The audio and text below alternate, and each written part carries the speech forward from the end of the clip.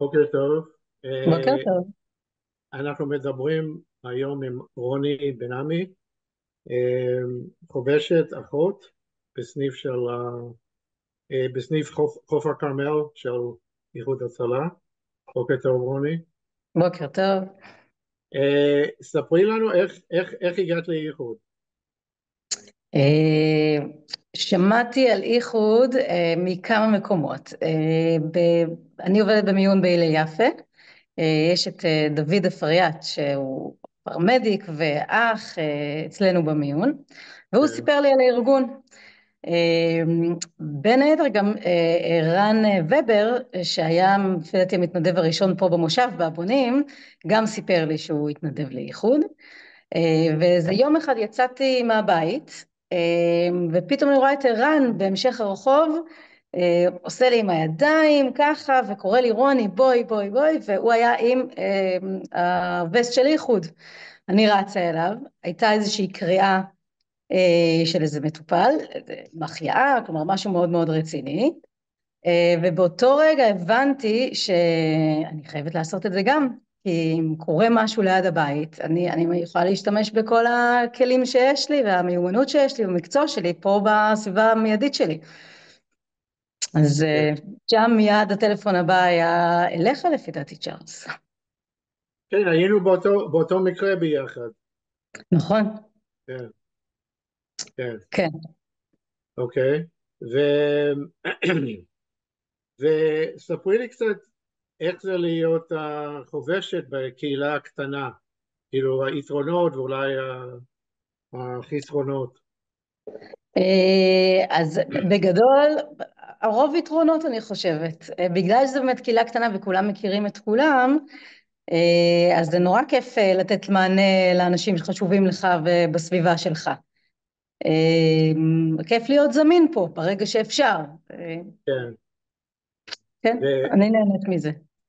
כן, ויש לך בעיה אבל כאילו שאנשים מתקשרים עלייך בדברים שהם לא כל כך קשורים כאילו למה שאנחנו עושים. כן, אז מתקשרים המון, המון, מתקשרים לא מעט, צריך לשים שם כן, גבולות, כן, אבל כמו בכל מקום שצריך לשים גבולות, בקהילה כן, קטנה אני מניחה. כן, נגיד, יש פתאום אנשים אומרים לי, טוב, אני חייב עירוי עכשיו, וכמובן זה כן, לא בסמכותי, אני יכולה לעשות את זה, אבל זה לא משהו שאני אעשה, בטח בסביבה כזאת ובבית. כן, אז צריך לשים גבולות, ותמיד גם אני אומרת, כלומר, שההמלצות שאני נותנת הן בגדר, עוד פעם, או כאחות, או כחובשת, או כחברה, תמיד צריך לשים את זה כן, נכון, בפרופורציות, נכון, כן, בפרופורציות הנכונות, אבל כן, בגדול זה כן, אתה יודע, גם מגיעים למפתן דלתי, בטח גם אליך, נכנס לי קוץ, או כל כן, מיני כאלה. כן, נכון, רוב הזמן להפך, נעים לי וטוב לי לתת עזרה כשמישהו זקוק לזה, בטח בסביבה המיידית. כן, כן. וגם היו מקרים גם שהגעתי לאנשים שהיו להם סימפטומים מסוימים, לא היה לי כל כך מה לעשות בשטח, אבל אמרתי להם שהם צריכים להגיע למיון, כאילו צריך להזמין נכון, אמבולנס, ואז הם חזרו ואמרו לי, הצלת לי את החיים, כאילו נכון, תכלס כאילו לא עשיתי כלום, כאילו אמרתי להם להזמין אמבולנס, נכון. אבל אבל למה זה הרבה? גם אליי התקשרו פעם, אומר, נכון, יש לי חבר, מכר שכרגע אצלי מתארח, לא מכירה אותו אפילו, בואי תבואי, יש לו כאבים בחזה. אמרתי כן, לו, תראה, הדבר היחיד שכרגע אפשר לעשות זה או לתת קריאה ואני באה כמו שצריך, או אם אתם חושבים, מוזמנים מיד כרגע לפנות למיון.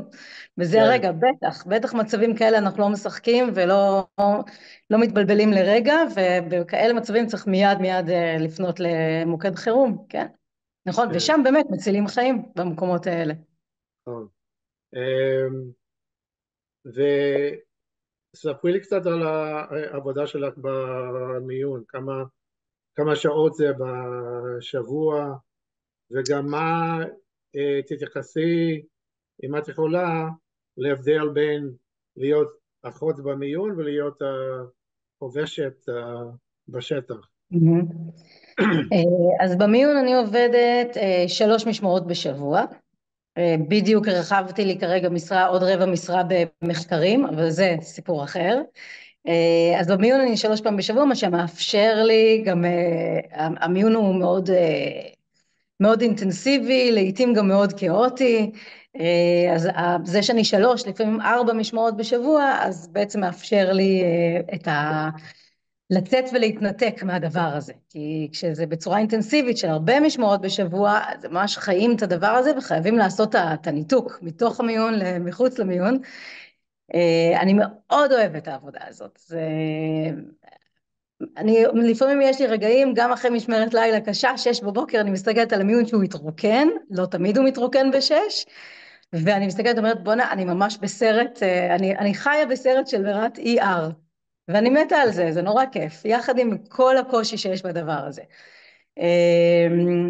אז אני מתה על זה, בגדול כיף לי נורא שם.